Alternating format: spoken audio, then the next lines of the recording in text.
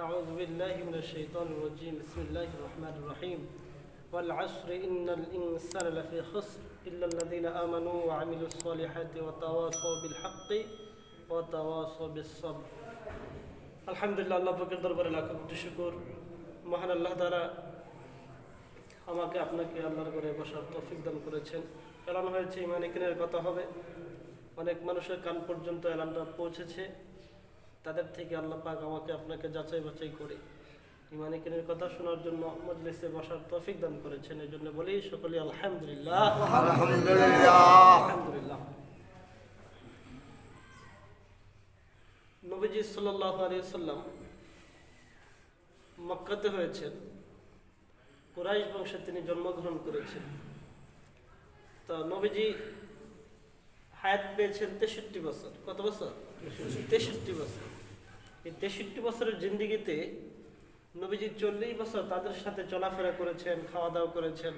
তাদেরকে নামাজের কথা বলেন নাই, রোজার কথা বলেন নাই, হজের কথা বলেন নাই, কোনো আদেশ করেন নাই এবং কোনো কাজের নিষেধও নবীজি করেন নাই।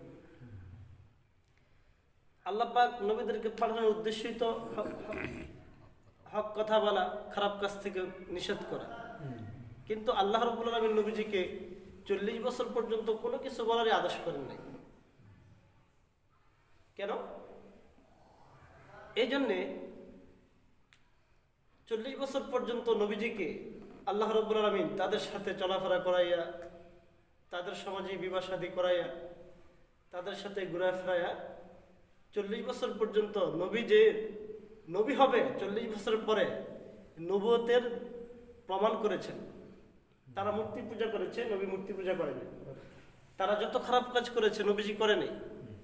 এতটা সৎ ছিল, এতটা বিশ্বস্ত ছিল, অবশ্যই তারা নিজেরা বাধ্য হলো যে এই মুহাম্মদ যে নাম, এই লোকটাকে আল আমিন বলতে তারা নিজেরা বাধ্য হলো। এমনকি তাদের ভাইকে ভাই বিশ্বাস করতো না, স্ত্রী স্বামীকে বিশ্বাস করতো না। স্ত্রী নবীজির কাছে, স্বামীর কাছে আমানত না রেখে আমাদের নবীজির কাছে আমানত রেখে, নিজের ভাইয়ের কাছে আমানত না রেখে নবীজির কাছে আমানত রাখত। এতটা বিশ্বস্ত আমানত আল্লাহর রাসূল সাল্লাল্লাহু আলাইহি ওয়াসাল্লাম ছিলেন। 40 বছর পর্যন্ত কোনো দাওয়াত দেন নাই। 40 বছর কেন? যে নবীকে নবী হওয়ার যোগ্যতা 40 বছরে তাদের মধ্যে দেখিয়েছেন, যেন 40 বছর পর যখন নবী হবে তখন যেন তারা এই কথা বলতে না পারে, তুমি আমাদের সাথে চলাফেরা করো, আমরা মূর্তি পূজা করি, তুমিও করো, আমরা সুদ খাই, ঘুষ খাই, তুমিও খাও, আমরা নারীবাজি করি, তুমিও করো, আমরা মদ খাই, তুমিও খাও, তুমি নবী হলো কিভাবে? এই কথা যেন বলতে না পারে, এই জন্য আল্লাহ তাআলা নবীজিকে 40 বছর পর্যন্ত তাদের সাথেই উঠা বসা করিয়েছেন, তাদের সাথেই লেনদেন করিয়েছেন। কিন্তু তাদের লেনদেনটা, রাসূলের লেনদেনটা, চলাফেরাটা আসমান এবং জমিন পার্থক্য ছিল। নবীজির নবী হওয়ার কিছু প্রমাণ দেখেন। পৃথিবীর মানুষের জন্ম হওয়ার সিস্টেম একরকম, কিন্তু নবীজির জন্ম হয়েছে অন্যরকম ভাবে। পৃথিবীর মানুষ জন্ম হয়, দাত্রী মা, সে বাচ্চাকে বের করে টেনে, কিন্তু নবীজিকে কেউ টেনে বের করে নাই। নবীজি সিজদারত অবস্থায় দুনিয়াতে আসছে। পৃথিবীর মানুষ দুনিয়াতে এসে প্রথমে সে কান্নাকাটি করে, শয়তান খোঁচা দেয়, কান্নাকাটি করে, কিন্তু নবীজি দুনিয়াতে এসেই আল্লাহ পাকের প্রশংসা করেছেন। সুবহানাল্লাহ। তাহলে পৃথিবীর মানুষের আশা আর নবীজির আশার মধ্যে পার্থক্য আছে না? অবশ্যই পার্থক্য আছে। দেখেন, পৃথিবীর মানুষ দুনিয়াতে মহিলার তার মায়ের দোনো স্তনই পান করে, কিন্তু নবীজি সাল্লাল্লাহু আলাইহি ওয়াসাল্লাম যখন দুধ মায়ের কাছে গেলেন, তিনি নির্দিষ্ট একটা স্তন পান করতেন, তার অপর ভাইয়ের জন্য আরেকটা রেখে দিতেন। অপর ভাইয়ের জন্য আরেকটা স্তন রেখে দিতেন। রাসূল ইনসাফ করেছেন, তো রাসূল ওই স্তনে কোনো সময় মুখ দেননি। তাহলে উম্মতের ছোটবেলায়, শৈশবকালে বা শিশুকালেই উম্মতের ব্যবহার আর নবীজির ব্যবহারের মধ্যে পার্থক্য আছে না? পার্থক্য আছে। এরপরে আসেন, নবীজি সাল্লাল্লাহু আলাইহি ওয়াসাল্লামকে 3 বার সিনা কেটে পেট ফেরে চেক করছেন বা সাফ করছেন, যেটাই বলে। উম্মতের কোনো সময় করে নাই। তাহলে এই যে নবীজি এবং উম্মতের মধ্যে যে পার্থক্য, এটা কেন? এটা রাসূল যে রাসূল হবে এটার প্রমাণ। তো এইভাবে যদি বলতে থাকি, অনেক অলৌকিক ঘটনা আল্লাহ রাব্বুল আলামিন 40 বছরের আগে এই নবীকে দিয়ে ঘটিয়েছেন, দেখিয়েছেন যে হ্যাঁ এই লোকটাই নবী হওয়ার যোগ্যতা রাখে, যাতে 40 বছর হলে আল্লাহ পাক যখন ওনাকে নবীকে নবুয়ত দিবেন তখন যেন তারা বলতে না পারে তুমি কই থেকে নবী হইলা, তুমি তো আমাদের সাথে চলো, আমাদের সাথেই খাও। যেই 40 বছর হলেন আল্লাহ পাক নবীজিকে দাওয়াত দেওয়ার জন্য ইসলামের আদেশ, নামাজ রোজা পাক পবিত্রতার, মদ ছেড়ে দেওয়ার, হ্যাঁ জিনা ছেড়ে দেওয়ার আদেশ করেছেন। নবীজি পাহাড়ে উঠে তাদেরকে ডাকলেন, ডাকার পরে বললেন যে আমি আল্লাহ পাক আমাকে নবী বানিয়েছেন। হ্যাঁ, তখন তারা এই কথা বলে নাই, যখন নবীজি ঘোষণা দিয়েছেন তখন তারা এই কথা বলে নাই যে আমরা তো মদ খাই তুমিও খাও, এই কথা বলার সুযোগ নাই। আমরা নারীবাজি করি তুমিও তো করো, এই কথা বলার সুযোগ নাই। কিন্তু তারা বলেছিল, আবু জাহেল উতবা সাইবা তারা বলেছিল যে মুহাম্মদ তো ক্ষতিগ্রস্ত হয়ে গেছে।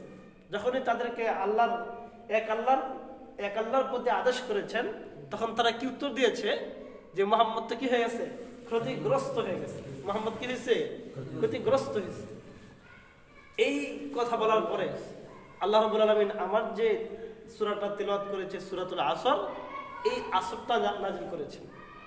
আল্লাহ পাক জানিয়ে দিলেন, হে কুরাইশ, দুনিয়ার মানুষ, আমি একটা থার্মোমিটার দিয়েছি, তোমরাই ক্ষতিগ্রস্ত না মুহাম্মদ ক্ষতিগ্রস্ত, তোমরাই ক্ষতিগ্রস্ত না মুহাম্মদের উম্মত ক্ষতিগ্রস্ত। কিয়ামত পর্যন্ত আমি একটা রুলস দিয়েছি, একটা স্কেল দিয়েছি, এই স্কেলের ভিতরে যে আসবে সেই ক্ষতিগ্রস্ত না, এই স্কেলের বাইরে যে যাবে সেই ক্ষতিগ্রস্ত। তো কি স্কেল? আল্লাহ পাক দুনিয়ার সমস্ত মানুষকে একটা পুঁজি দিয়েছেন, হায়াত নামক একটা পুঁজি দিয়ে আল্লাহ পাক সৃষ্টি করেছেন। একটা ব্যবসায়ী, প্রত্যেক ব্যবসায়ী ছোট হোক বড় হোক, তার কিন্তু একটা পুঁজি থাকে, থাকে কিনা?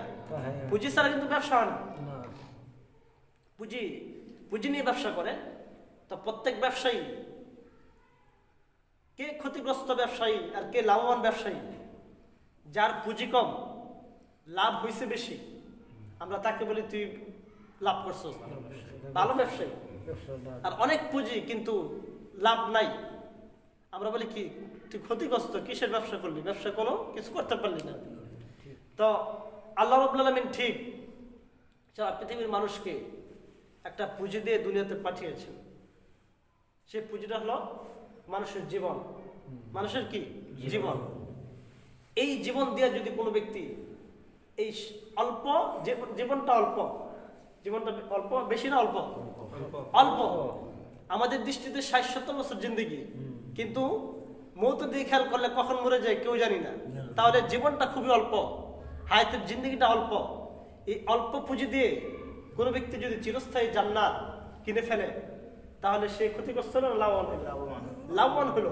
অল্প পুঁজি দিয়ে সে অনন্তকালের জন্য সুখ শান্তি কিনে নিল, সেই তো লাভবান।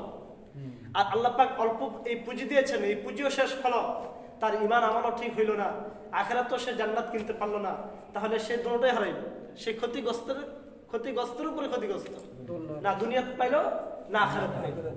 মেরা মোহতারাম ভাই, আল্লাহ রাব্বুল আলামিন এই সূরার ভিতরে বলেন ওয়াল আসরি, আল্লাহ পাক বলেন যে আসরের কসম খেয়েছেন, যে তোমাদের জীবনের কসম, সময়ের কসম। প্রত্যেকটা মানুষকে আল্লাহ পাক যাকে যে পরিমাণ হায়াত দিয়েছেন, কেউ 60 বছর, 70 বছর, 80 বছর, 50 বছর, 20 বছর, যাকে যে হায়াত দিয়েছেন ওই হায়াতের কসম খেয়ে বলেন ওয়াল আসরি, আসরের কসম। এরপরে 4টা কথা বলেছেন, 4টা স্কেল দিয়েছেন। এই 4 স্কেলের ভিতরে যে ব্যক্তি আছে সে ক্ষতিগ্রস্ত না। হে আবু জাহেল উতবা সাইবা, এই 4 স্কেলের মধ্যে যদি তুমি থাকো, আবু জাহেল তুমি ক্ষতিগ্রস্ত না, মুহাম্মদ থাকলে মুহাম্মদ ক্ষতিগ্রস্ত না, আর যদি তোমরা না থাকো তোমরা ক্ষতিগ্রস্ত। আমার নবীজি যদি 4 স্কেলের ভিতরে থাকে, আমার মুহাম্মদ ক্ষতিগ্রস্ত না। কি ওয়াল আসরি, 1 নাম্বার ইন্নাল ইনসানা লাফি খুসর। আল্লাহ পাক বলেন যে সময়ের কসম, পৃথিবীর সমস্ত মানুষই ক্ষতিগ্রস্ত। আবু জাহেল, উতবা, সাইবা সমস্ত মানুষ ক্ষতিগ্রস্ত, ইল্লাল্লাযিনা আমানু। এক নাম্বার, যারা ঈমান এনেছে, যারা ঈমান এনেছে তারা ক্ষতিগ্রস্ত না। যারা ঈমান আনছে তারা কি ক্ষতিগ্রস্ত না। ওয়া আমিলুস সলিহাত, দুই নাম্বার, যারা নেক কাজ করেছে, যারা নেক কাজ করে তারাও কি না ক্ষতিগ্রস্ত না। ওয়াতাওয়াসাউ বিল হাক্কি, এর সহজ সরল অর্থ হলো যারা দাওয়াত দেয়, মানুষকে কি করে দাওয়াত দেয়, দিনের দাওয়াত দেয়, তারা ক্ষতিগ্রস্ত না। ওয়াতাওয়াসাউ বিস সবর, এবং যারা ধৈর্য ধরে তারা ক্ষতিগ্রস্ত না। এই চারটে স্কুলে বলেছেন, যারা ঈমান আনে, যারা সৎ কাজ করে, যারা হকের দাওয়াত দেয়, আর যারা ধৈর্য ধারণ করে, এই এই চার গুণ যাদের মধ্যে আছে তারা কিনা ক্ষতিগ্রস্ত না। হে মুহাম্মদ, তারা যে বলে আপনাকে আপনি ক্ষতিগ্রস্ত, আপনি এই চারটার মধ্যে আছেন, সুতরাং আপনি ক্ষতিগ্রস্ত না। এ আবু জাহেল, উতবা, সাইবা, পৃথিবীর সমস্ত কাফের, তোমরা সকলেই ক্ষতিগ্রস্ত। আল্লাহ পাক শুধু এটা বলেন নাই, হ্যাঁ ওরা বলছে যে মুহাম্মদ তুমি তো ক্ষতিগ্রস্ত, আল্লাহ পাক উত্তর এটা দেন নাই যে আমার নবী ক্ষতিগ্রস্ত না, শুধু এতটুকু এটা বলেন নাই। আল্লাহ পাক একটা স্কেল দিয়েছেন যে পৃথিবীর সমস্ত কিয়ামত পর্যন্ত সমস্ত মানুষের জন্য একটা স্কেল দিলাম, কে ক্ষতিগ্রস্ত আর কে ক্ষতিগ্রস্ত না, এই স্কেলের ভিতরে যে উঠবে সে লাভবান, আর যে উঠবে না সে ক্ষতিগ্রস্ত। দুনিয়া তো ক্ষতিগ্রস্ত, আখিরাত তো ক্ষতিগ্রস্ত। এই জন্য ঈমানটা আমার ব্যক্তির জন্য, আমার ঈমান দিয়ে আমার বাপ কিন্তু পার হবে না, অথবা আমার বাপের ঈমান দিয়ে আমি কিন্তু পার হব না। তাহলে ঈমানটা প্রত্যেকের ব্যক্তি নিজের। ওয়া আমিলুস সলিহাত, নেক কাজ, এটা প্রত্যেকটা ব্যক্তির নিজের। ইল্লা ওয়াতাওয়াসাউ বিল হাক্কি, দাওয়াতি কাজ, দাওয়াত দেওয়া, এটা আল্লাহ পাক অন্যের। আমি ঈমান আনবো, আমি নেক কাজ করব। 3 নম্বর হলো আমি অপরকে দাওয়াত দিব। অপরকে কি অপরকে দাওয়াত দেয়, নিজেকে নিজে দাওয়াত হয়। অপরকে নামাজের প্রতি বললে, সৎ কাজের আদেশ, অসৎ কাজের নিষেধ করলে কি হয়, সেটা দাওয়াত হয়। দাওয়াত দিতে গিয়ে অনেক কষ্ট করতে হবে, অনেক কাফের তোমাকে মারবে, মানুষ তোমাকে টিটকারি করবে, হ্যাঁ তোমাকে দাড়িওয়ালা বলবে, মৌলবি বলবে, তারপরে অনেক কটূক্তি করবে, তখন তোমার ধৈর্য ধরতে হবে। লাস্টের যেটা সেটা ধৈর্য ধরতে হবে। তাহলে হ্যাঁ যে যা বলার বলুক, তোমাকে ধৈর্য ধরতে হবে। তো এই মেরে মোহতারাম ভাই, এই 4 স্কেলে যারা হবে তারাই এই অল্প জিন্দেগির যে পুঁজি, এই পুঁজি দিয়ে যারা আখিরাতের জন্য চিরস্থায়ী লাভবান হয়ে যাবে, চিরস্থায়ী লাভবান হয়ে। এই জন্য এই 4 পুঁজি, এই সময়টা আমাদের একটা পুঁজি, এই সময়টা নষ্ট করা যাবে না। এই সময়টা অহরহ এখানে সেখানে কি নষ্ট করা যাবে না। অনেক মানুষ মারা গেলে, বিশেষ করে নেতা মারা গেলে আমরা তার অকাল মৃত্যুর জন্য সমবেদনা জ্ঞাপন করছি, এরকম বলে। অকাল মৃত্যু বলতে কোনো কিছু না, এটা কুফরি কথা। অকাল মৃত্যু বলতে কি, যার যতটুকু হায়াত এতটুকু দিয়েই আল্লাহ পাক যাকে 30 বছর দিয়েছেন, ওই 30 বছর জিন্দেগি দিয়ে তার অনন্তকালের জন্য জান্নাত কিনতে পারতো। যার 20 বছর দিয়েছেন, এই 20 বছর দিয়ে, এই হায়াত দিয়েই অনন্তকালের জন্য জান্নাত কিনতে পারতো। তো যে কিনছে সে চিরস্থায়ী লাভবান, আর যে কিনে নাই সে চিরস্থায়ী ক্ষতিগ্রস্ত। সুতরাং এখানে অকাল মৃত্যু বলতে কোনো কিছু নেই যে সে আরে অল্পতে মারা গেল, না, অল্পতে মারা নাই। আল্লাহ পাক তার হায়াত এতটুকু দিয়ে রাখছেন, তার আখিরাত কেনার জন্য এতটুকু পুঁজি দিয়েছেন আল্লাহ পাক। সুতরাং এই পুঁজি দিয়ে তার জান্নাত কেনার সুযোগ ছিল, সে কিনতে পারে নাই, আফসোস। আর যে কিনছে আলহামদুলিল্লাহ। এই জন্য মেরে মোহতারাম ভাই, এই পুঁজি জীবন একটা পুঁজি। আল্লাহ পাক অন্যত্র আয়াতে বলেন, ইন্নাল্লাহা আশতারা মিনাল মুমিনিনা আনফুসাহুম ওয়া আমওয়ালাহুম বিআন্না লাহুমুল জান্নাহ। যে হে মানুষ, আমি তোমাদেরকে জান্নাত দিয়েছি, বিনিময়ে 2টা জিনিস তোমাদের থেকে নিয়েছি। একটা হলো তোমাদের সম্পদ এবং তোমাদের জান। আমাদের জান আমরা আল্লাহকে দিয়ে দিয়েছি, আমাদের মাল আমরা আল্লাহকে দিয়ে দিয়েছি। এই জন্য জান আল্লাহর কাছে বিক্রি হয়ে গেছে, আমাদের সম্পদ আল্লাহর কাছে কি বিক্রি হয়ে গেছে। ইন্নাল্লাহা আশতারা, আল্লাহ পাক কিনে নিয়েছেন মুমিনদের থেকে তাদের জান এবং তাদের মাল। কিসের বিনিময়ে কিনছে আমরা? জান্নাতের বিনিময়ে। জান্নাতের বিনিময়ে আমরা আমাদের জান এবং মাল আল্লাহর রাস্তায় বিক্রি করে ফেলছি। এই জন্য জীবনটা কার দেওয়া? আল্লাহর দেওয়া। আল্লাহর দেওয়া জীবনটা বিক্রি করছে কার কাছে? আল্লাহর কাছে। এই জীবন দিয়ে মাজারে সিজদা করা যাবে? এই জীবন দিয়ে এখানে সেখানে যেখানে সেখানে ইচ্ছা চলা যাবে? যাবে না। আল্লাহ পাক যেভাবে বলছেন সেভাবেই চলতে হবে। আমার টাকা পয়সা যেখানে সেখানে খরচ করা যাবে না। আল্লাহ পাক যেখানে বলছেন সেখানেই খরচ করতে হবে। যদি এই জীবনের এবং মালের সহি ব্যবহার শিক্ষা না করি, তাহলে আল্লাহর কাছে যে আমরা জান্নাত কিনছি, জান্নাত থেকে খরচ দিয়ে দিবি, তুমি জাহান্নামে যাও। এই জন্যে এই জীবনটা খুবই ছোট। এই জীবনটার মধ্যে সৎ কাজ করা, ভালো কাজ করা, হ্যাঁ, এবং আখিরাতের যে বাড়ি আল্লাহর সাথে চুক্তি হয়েছে সে জান্নাত ক্রয় করার জন্য যা কিছু দরকার আল্লাহ প্রদত্ত সেগুলো মানা, আর যা কিছু নিষেধ করেছেন সেগুলো থেকে পরিত্যাগ করা।